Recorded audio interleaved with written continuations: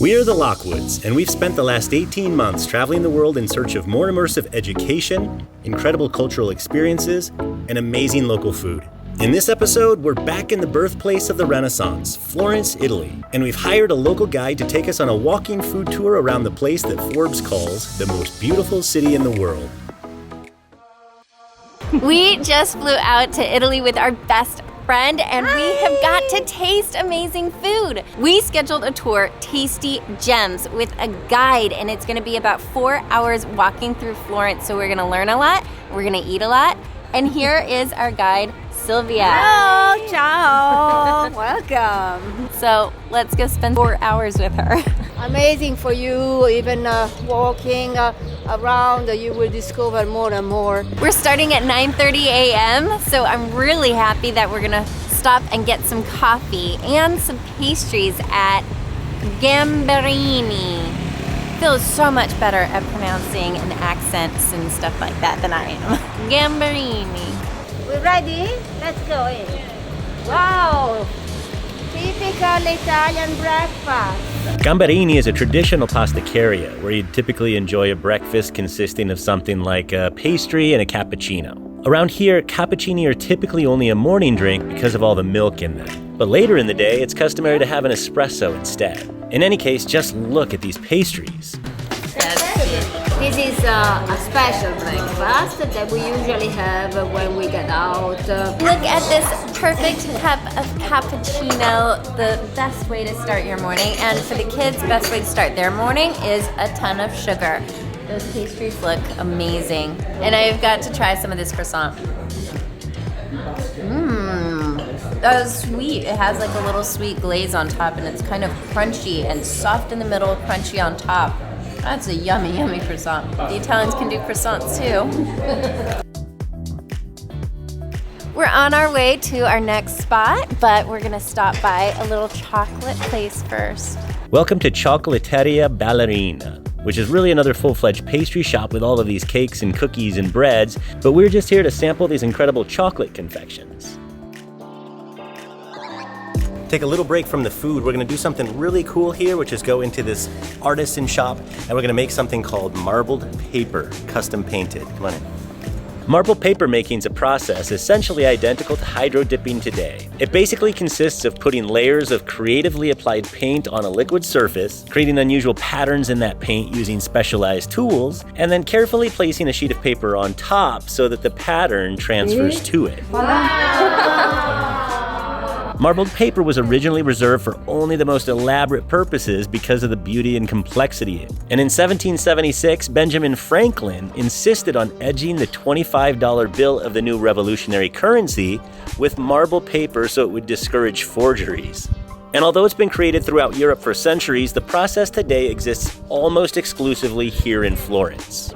I couldn't walk out empty-handed. I had to buy this bracelet. This is gorgeous, and just like everything else, it is handmade in here, just like how you just saw. This is an impromptu stop. Sylvia asked us if we were willing to try tripe, and I said we're willing to try anything. So we're at Macelleria, and we're gonna have a little tripe. The most original street food of Florence. So if you didn't know, tripe is the lining of a cow's stomach. So it might be a little adventurous for us. And while we're waiting for that, Sylvia is going to get a little treat for the kids because I'm not sure they're interested in trying tripe today. But I am. Amanda, are you ready to try some tripe? I'm so ready. I'm excited. It sounds very appetizing. Grazie. Grazie. So this is lampredotto, made with a hot spicy sauce inside and the green sauce. So the most delicious and typical type of street food of Florence. All right, I am sold on this tripe, and it looks amazing. These sauces look incredible. It smells insane. I wish you could smell it. And the bread. Wow. I gotta get another bite to get more of the meat, but this bread. I don't know if you can call it meat. Get more of this tripe.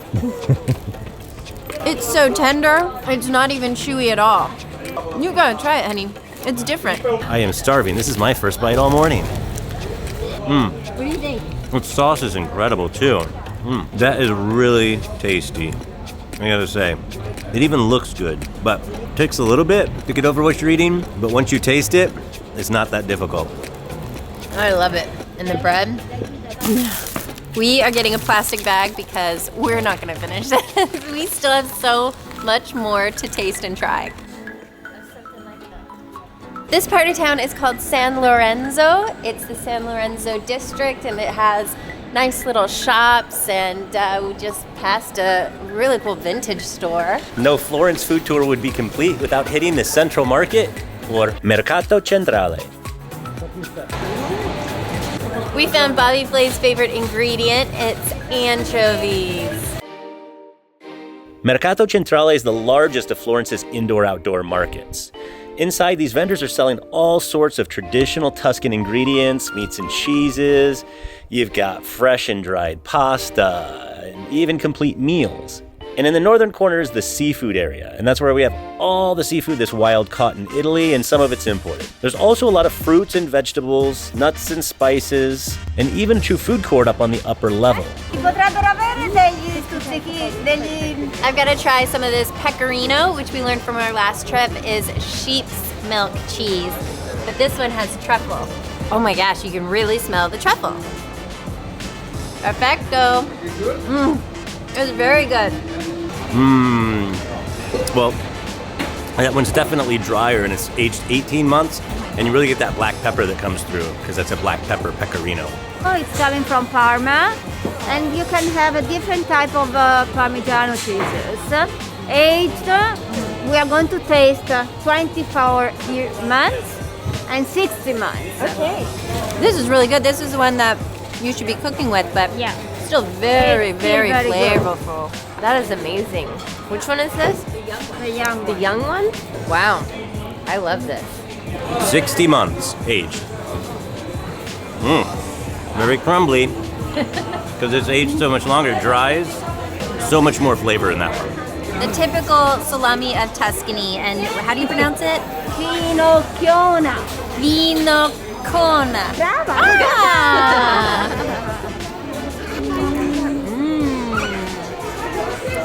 Yes, and you said because it falls apart. Yeah, And it very does. Look how fresh. it just kind of comes apart like It that. has to be very fresh. It is amazing. It's That's how very you know good. it's fresh. Yeah, because it falls apart. That means it's fresh. What is this pasta supposed to be? Kitchen decorations. Because I'm going to be honest, they look like penises. They do. Doesn't go in your plate. It doesn't go on your plate. Oh, so it is a joke. It is a joke. It is penis pasta. I didn't know if it was supposed to be some sort of tower, some phallic-looking tower.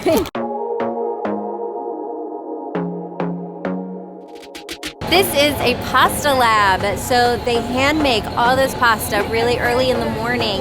They do tortellini and ravioli and some of the pici, which is my favorite when we're in Italy. And Sylvia says that if we want to taste something, we can go around the corner and see what they can do for us. And I have the special of the day, which is ravioli with lemon, parmesan, and extra virgin olive oil on the top of it. And it was just made a few hours ago. Yeah, just around the corner from here. Sharing. Grazie. So, looking forward to trying this ravioli with lemon, and it has olive oil and parmesan on top. Ooh, and it looks like it's got cheese inside. It's like lemon rind. You get like a lemon rind flavor inside. This is amazing. Nothing better than the food in Italy, right? Yeah? Yeah, it's dope. It's like a lemon tart. A lemon tart.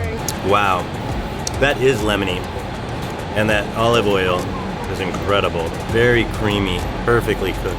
I could compare this to Giada's lemon pasta in Las Vegas at her restaurant.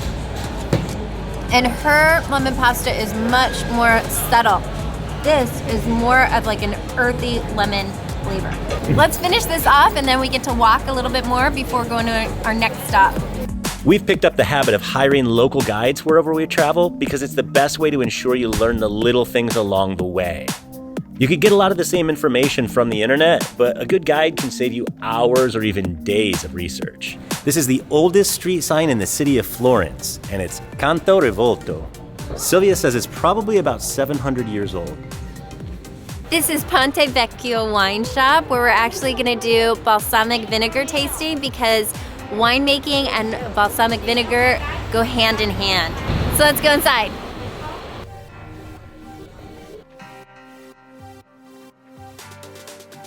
This little shop prides itself on the best boutique wines, balsamic vinegars, and extra virgin olive oil. And Sting makes wine. I wasn't really aware of that. And her husband is the director of sales for Sting Wine.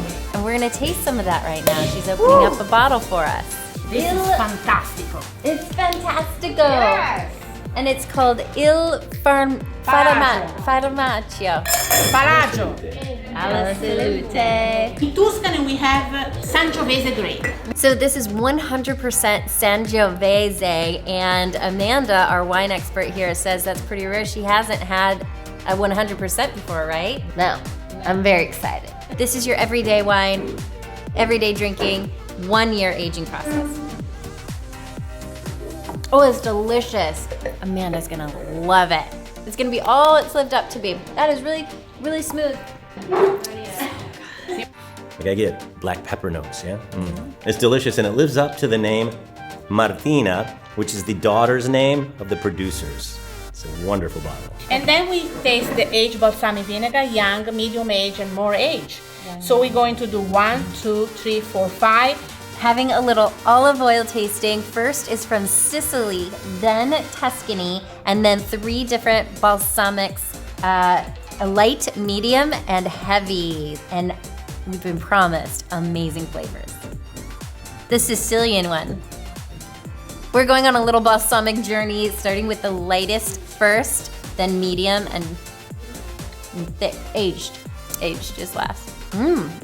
She said, I'm going to really get a bite of the vinegar, and you absolutely do in this. Learning so much about balsamic vinegar, we know now, and you're gonna learn this too, if a bottle is in this shape, this exact shape, it's more than 15 years age. So if you ever see a bottle that is a different shape than this, or if it's a tall bottle, because it also has to be this exact size, it's not aged over 15 years. So don't buy it.